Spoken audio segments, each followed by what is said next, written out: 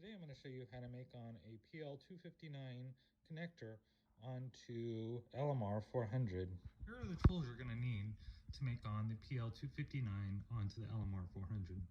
You're going to need a ruler so you know how far to cut on the coax, a pair of good pliers for crimping the end of the center conductor, 2 adjustable wrenches or a 17mm if you happen to have it, a razor blade, and the PL259 connector itself. First thing I like to do is to take apart the PL259 connector to make sure you have all the right pieces and so you can see how they fully assemble.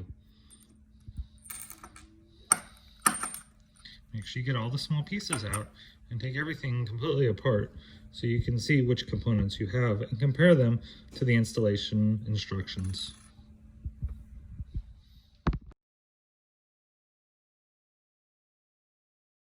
It's important that you follow the instructions and you put all the pieces onto the coax that needs to be on there before you make the final crimp connection. I start with the heat shrink tubing. I put that onto the coax first. If you notice, I still have not cut my coax piece. That way I don't miss it in a later step to put all these things on. And then I follow with the additional pieces that go on. I just slide them down the piece of coax a little further away from the tip.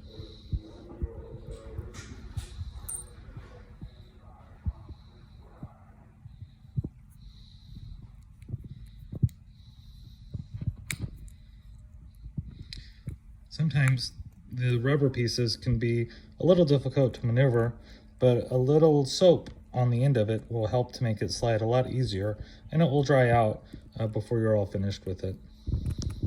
Take your LMR400, and using a ruler, I like to measure about a ½ inch so I know where to cut it, and then mark it so you can make sure the cut is right on the money. You're using a solid surface so you can cut into it. Take your razor blade and gently slice around the edge. Continue to do this with each pass until you have removed all of the skin on the coax. You want to be down to the center conductor. After you've made a slice completely around it, you can see that the outer shield is starting to pull away.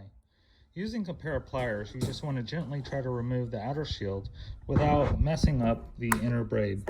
I usually like to use the part of the nippers on the inside just to help get a little better firm grip on it while I remove it. After you remove the outer shield, the braid, and the inner dielectric piece, you want to be sure to inspect the inner conductor to make sure you didn't gouge or nick it. Just kind of move it back and forth a little to make sure that there's no nick marks from when you sliced off the outer shield, and remove any extra pieces that might still be on there that didn't fully cut through. Next, we're going to want to take the collar and push it down. The collar is going to go between the outer braid, which is black, and the metal shielding of the cable, and you just want to push it on there until you get it lined up and force it down. To make sure we go in the right order. Here we have a plastic washer that we want to push over the inner braid of the coax and slide it down. Next, what we want to do is we want to take the center pin, and this is going to be crimped onto the coax. We want to put it on there and measure to see how much extra we need to cut off, and then cut the inner conductor so that this sits flush down here on the plastic washer. Get a pair of pliers. After we judged about how much to cut off, we want to just place the pliers over the center conductor and cut. Remember, it's always better to cut a little less and have to come back and cut again than cut too much. Now that we have the end cut, then we can remeasure the center pin that we're about to crimp on. I need to trim just a little bit more off, it looks like. No problem. Finished trimming it off and measuring each time I went. So now you can see when I put the center pin on there, there's just a slight small gap between the pin and the bottom of the plastic washer. This is good, and this is where we want to crimp on our connection. Using our pliers, we'll just hold the base of it and squeeze, putting a lot of force onto it to crimp it down. Optionally, you can put a little solder into the hole if you want to make a better connection or if you want it more secure. What I like to do is I like to put a little rosin solder flex right on the end to make sure that the solder adheres properly. I have this small little handheld propane soldering iron that I'll heat up here for a second. And while that heats up, I like to get me some solder so I can work with.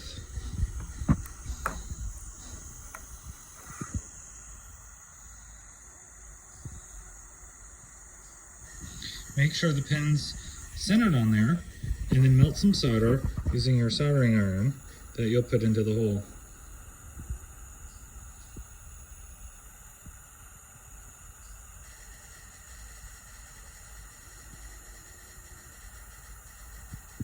Once you have some solder on your soldering iron, simply insert the solder into the hole. You want to make sure it goes down into the hole, so hold your soldering iron there for a minute while it gets hot.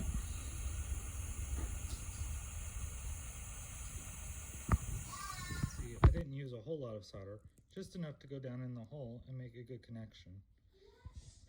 After we've got the soldering iron added, what we're going to do is we're going to take the outer part of our PL259 connector and we're going to slide it over and into the hole, so you should see the connector coming out of it.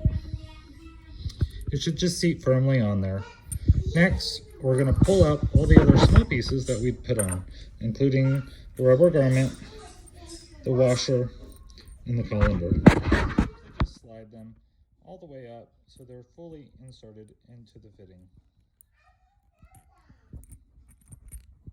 You have all the pieces slid up in. You just want to use your fingers to tighten it as much as you can possibly go. Using our adjustable wrenches, we just want to tighten the connection down. We don't want to over tighten it so we strip out the threads, but we want to make sure that it's secure. After you finish tightening it up, you just want to pull on it to make sure that it's secure. You shouldn't see any more thread, and it should be securely seated with the pin still intact in the center. What I do next is I take my heat shrink and I pull it up over the connector almost all the way to the top, but I'll make the heat shrink tubing shrink.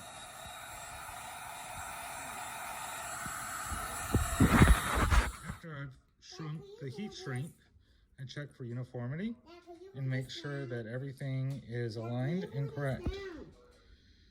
Everything looks good. There you have it, a perfectly made on PL259 onto LMR400.